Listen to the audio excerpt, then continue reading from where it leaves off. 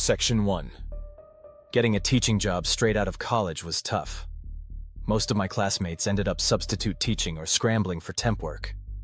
I'd sent out dozens of resumes, and just when I was about to give up and start waiting tables at Applebee's again, a job offer came. It wasn't at a high school or community college. It was a teaching position at a medium-security prison in central Wisconsin. I remember rereading the offer email 4 or 5 times, trying to decide whether I was excited or terrified. Turns out, I should have picked terrified. The job itself surprisingly wasn't bad. The work was meaningful. I enjoyed my students, or inmates, as the guards insisted on calling them. It was a pain getting in and out of the facility.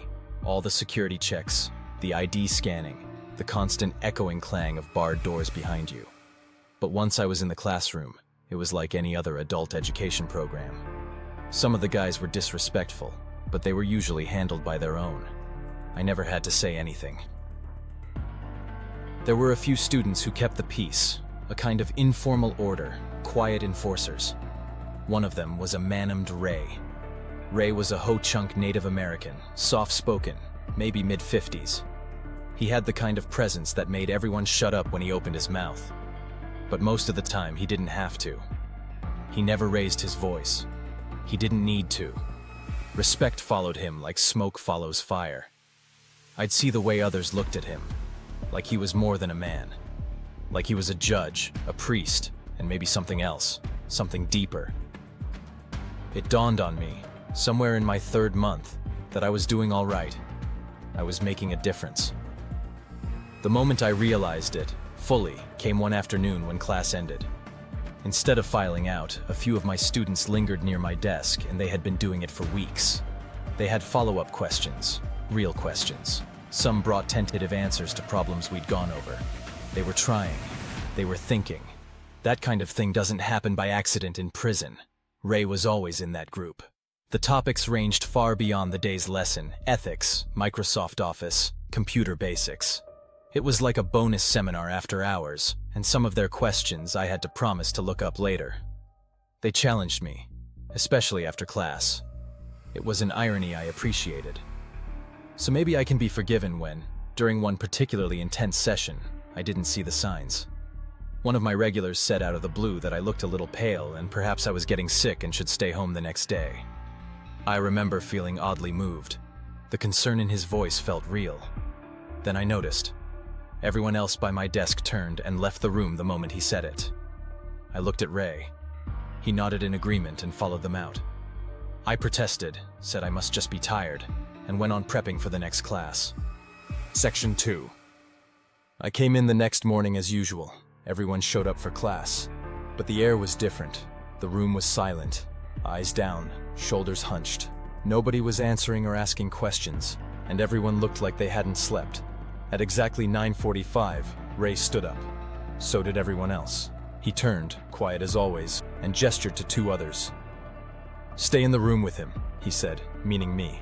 "Things are about to get a little hectic outside the classroom. You should stay inside for your own safety." My mouth went dry. The 2 students he assigned to me looked friendly enough. One gave me a nod, almost apologetic. "Relax," he said. "People really like you. You'll be all right. But we definitely want to stay in here." At 9:55, the banging started. It was like someone had unleashed the gates of hell, screaming. Gunfire, metal clanging, bodies slamming into concrete. My 2 guards crouched near the narrow window, trying to identify who was running where. I didn't move. I couldn't. My legs felt like dead wood. And that's how the day passed. Sudden bursts of chaos, lulls, then more violence. Sometimes men ran past the classroom, shadows with blood on their shirts, faces twisted in rage or fear. We stayed inside. The intercom had been broken since before I started. We had no idea what was happening beyond our 4 walls. By 7:00 a.m. the next day, the noise stopped. Silence settled like ash. Around 8:30 a.m., I saw a head peep into the classroom window. Then the door burst open. 4 guards, shotguns, batons, barking orders. We dropped to the floor. They beat us anyway. I screamed, told them I was a contractor, not an inmate. I wasn't resisting. I wasn't armed. Couldn't they see I was dressed differently? One of them looked down at me, his face a blank mask, and on his arm, a snake tattoo, twisting, writhing. For a second, I thought the damn thing was alive, and I thought, yeah, that fits. That matches the thing beating me. Section 3. We were thrown into a nearby cell, the three of us, left bleeding until the warden happened to walk by and spotted me. I saw his face go pale. He turned to yell for the captain, and within minutes I was pulled out, half carried to the infirmary. My face swollen, my ribs aching. I remember seeing 3 bodies under white sheets. I asked no questions. They sent me home, told me I'd get a call with instructions. The call came the next day. Classes canceled for 3 weeks, but I'd still get paid. During that break, I had a dream. Ray stood in the backyard of my apartment, framed by the old fence and the oak tree. His face was sad but calm. He gestured me over. "You're a good teacher," he said. "You're good for people in the facility. That's needed, because so many of the guards are mean and abusive." He looked up at the sky and paused to smile at a cloud. "You were the only thing I and a lot of others looked forward to during the day, so I want to give you a small gift." Before I could respond, I woke up, heart pounding, marveling at how detailed the dream was. 3 days later, I got a knock at the door. A man with Native American features, late 40s. "Are you Dave? The guy who taught at the prison?" I hesitated. "No," I lied, stepping back and closing the door. He held up a hand. "Ray sent me. He's my brother. He wanted me to give you something." Something in his eyes made me stop. "How did you find this place?" I asked. "Ray showed me," he said. "Can I come in?" I let him in. He sighed as he nimbly unwrapped a newspaper-clad parcel. Inside was a vase, handmade, wood-fired, beautiful. "This is from Ray, made in my own workshop," he said. "He came to me in a dream a week ago. We spoke about many things. The hideous tattooed snake on the arm of the man who beat him. How much he misses his family. And you. I will miss him very much." "What do you mean, miss him?" I managed to croak out, already knowing. "You didn't hear?" Wayne whispered. "He was killed in the riot." Section 4. I went back to the prison 3 weeks later, but I wasn't expected to teach. I had a meeting with the warden. He was surprisingly cordial, shook my hand, smiled like a dentist about to drill a nerve. "You had a rough day during the riot, that's a fact," he said. "Let's see if we can make that right so we can be square. But first, this officer has something to say to you." There were several guards in the room. One was pushed forward. "Sir," the young man with a snake tattoo stammered. "Sir, I'm so sorry for what I did. I was so amped up. "That's enough, Bowers," snapped the captain, yanking him back. "Rest assured, he'll be dealt with." "Dismissed," said the warden, teeth clenched. Then he turned to me. "Prisons are complex organizations.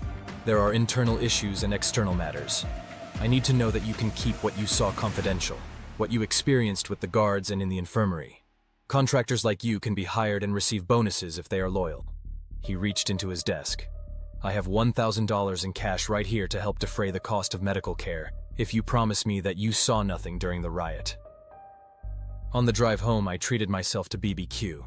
There weren't many medical bills to defray. I set the remaining $980 on the small table by the back window, looked at the vase, remembered the dream. Suddenly, the meat in my stomach felt heavy, like clay. Section 5. I didn't quit, but the next morning I walked into the warden's office and threw the envelope on his desk. The bills spilled like dead leaves. He stared at me with squinted eyes, didn't say a word. I left. I went straight to the city paper, told them everything. 95% sure I'd be fired by the end of the week. But the article broke like a dam. Other staff, other contractors, former guards came forward. The warden and his captain were soon too busy fighting charges to worry about firing me. That was 2 years ago. There's a new warden now. 4 guards were transferred or fired, and the guard with the tattoo was charged. And I'm still teaching. We added an assistant position to the budget last fiscal year. I made sure the person we hired was a ho-chunk man finishing his degree. I knew Ray would approve. The vase still sits in my living room. Sometimes, late at night, I feel a strange hush fall over the house. I'll glance at it. Sometimes it hums. I don't mean it with noise. I mean it vibrates with memory, with meaning. I had another dream last week. Ray stood by a river. He turned, smiled faintly, and gestured for me to sit beside him. We didn't talk, but I understood something. He wasn't gone, and neither were the people he fought for. Not really. Some spirits don't rest. Some stay, silently watching. Not to haunt, but to help. Like Ray. Or a vase, still serving. Long after the hands that made it are dust.